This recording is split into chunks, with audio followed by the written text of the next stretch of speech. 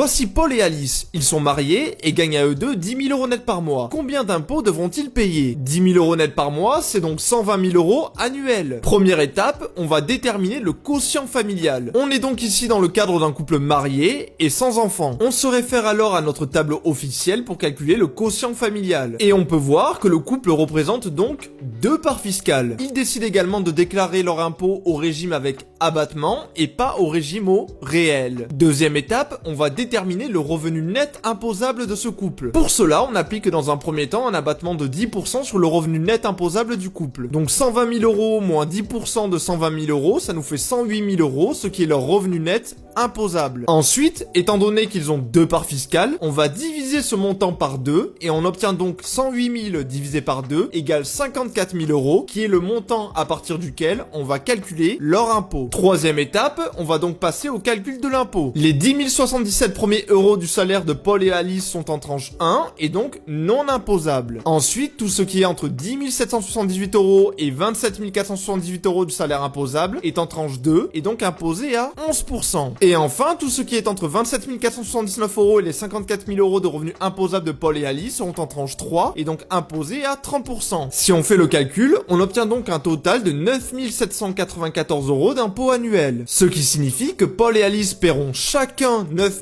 794 € d'impôt par an, pour un total de 19 587 € d'impôt par an, soit environ 1632 € d'impôt par mois. Et que donc, après impôt, sur leurs 10 000 € par mois de revenus, il leur restera réellement 8 368 € pour eux deux. Maintenant, pour plus de contenu, n'hésite pas à t'abonner.